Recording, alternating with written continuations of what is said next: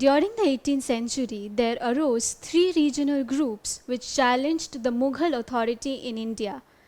They started breaking away from the Mughal Empire and established their own independence. The Rajputs were one such group. The map you see here,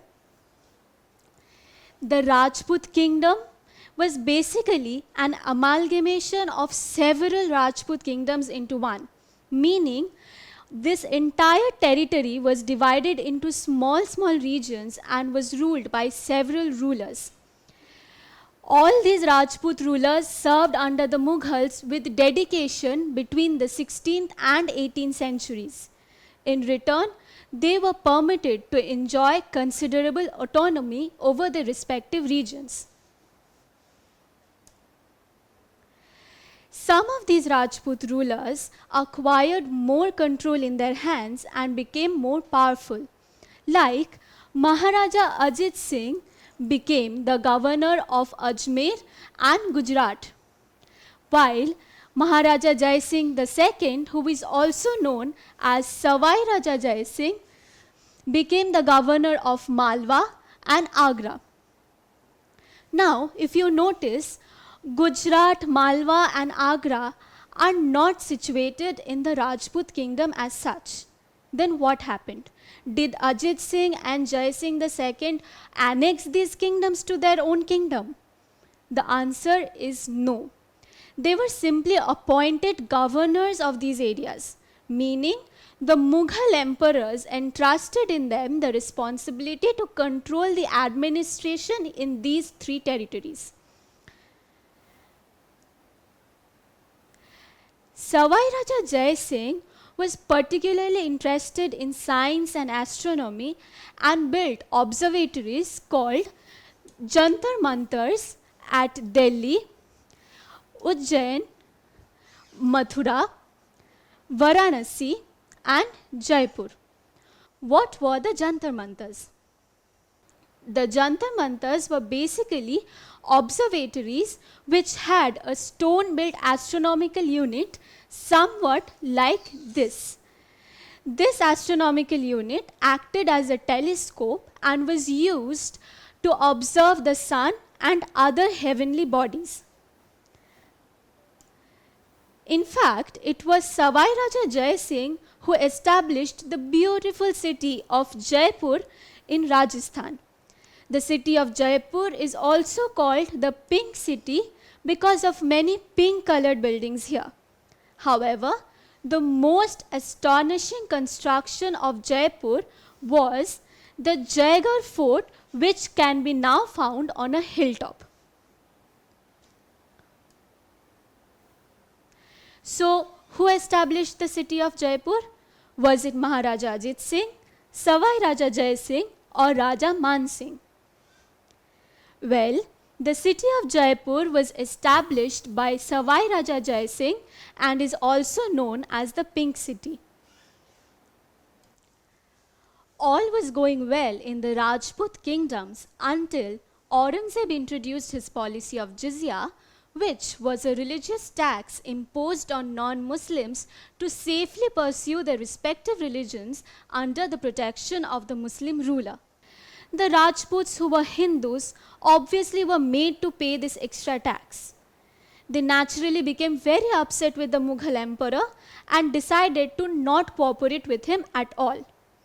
After Aurangzeb's death in 1707, they decided to break away from the Mughal Empire and started establishing their own independence.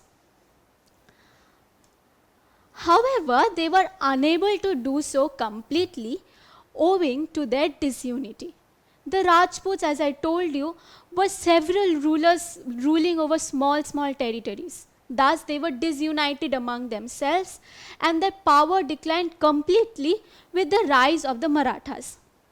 See this map. This map shows a map of the Rajput kingdom here and the Maratha kingdom here in 1680 CE.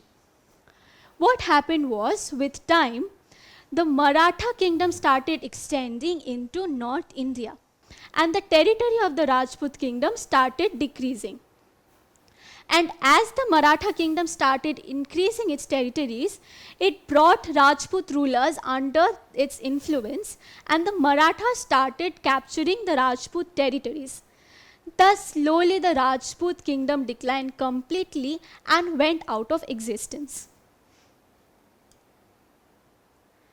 The Jats were another such group which revolted against the Mughals and established their own independence.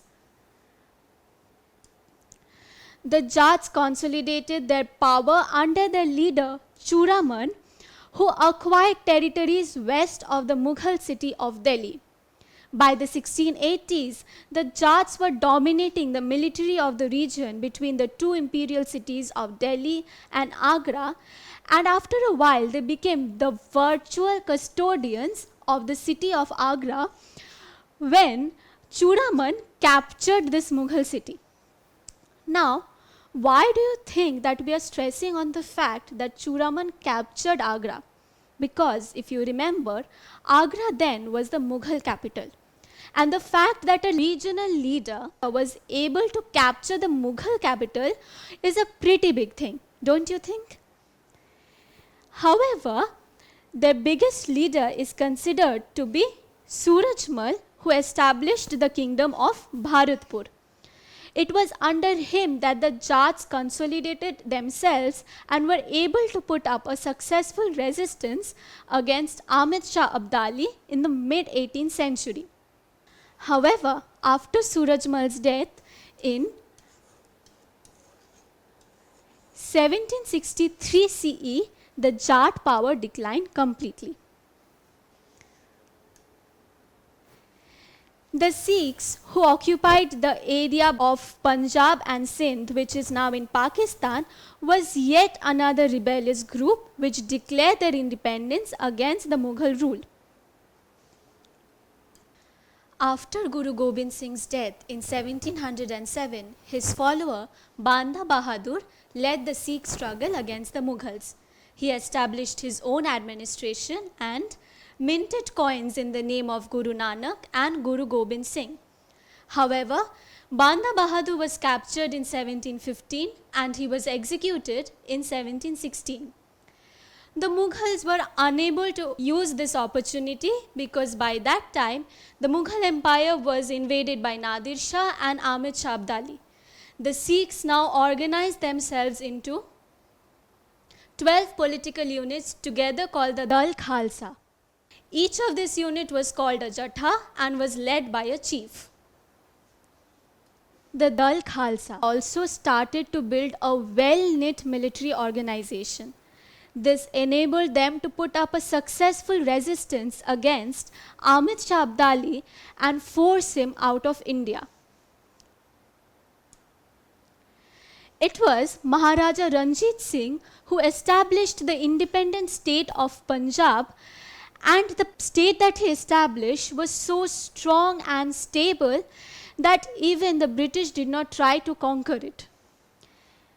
Maharaja Ranjit Singh employed Hindus, Muslims and Sikhs in his administration.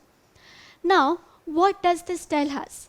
That Maharaja Ranjit Singh was a fairly open-minded person. He gave more importance to the merit of a person than his religious affiliation when Ranjit Singh was appointing that person in his administration. Ranjit Singh and his army also conquered the territories of Kashmir, Peshawar and Multan and annexed these territories into his empire. But after Maharaja Ranjit Singh's death, however, the power of the Sikhs began to decline and the empire became increasingly destabilized. The British used this opportunity and launched an attack on the Sikhs in 1846, and the Anglo Sikh War was fought, where the English gained their victory and the Sikh Empire lost its independence. Thus, as we see, by the 18th century, the Sikhs, the Jats and the Rajputs had established their independence. One common thing about all these regional groups was that they were not able to establish a kingdom as such. As we know, the Rajputs were basically an amalgamation of several rulers ruling over different territories. Churaman and Suraj Mal, in the case of the Jats, ruled over basically different territories at different times. Even though the Sikhs were able to establish a kingdom under Ranjit Singh, but that did not last long. As we know, after his death, the Sikh empire collapsed and the British captured it. But there were two regions in the south of India which were able to establish independent kingdoms. You will learn about these territories soon. Don't forget to subscribe to our channel and hit the bell icon. You can also register for free at DeltaStep.com or download the DeltaStep app to get access to all our 5,000 plus amazing videos as per your school syllabus. Master each topic with our adaptive practice technology. Get million plus questions with step-by-step solutions and unlimited mock tests. Get all your doubts resolved instantly. Learn via games and win amazing prizes like PlayStations and iPads. So, at DeltaStep, learning is not just fun and easy, it is rewarding too. So, register for free now.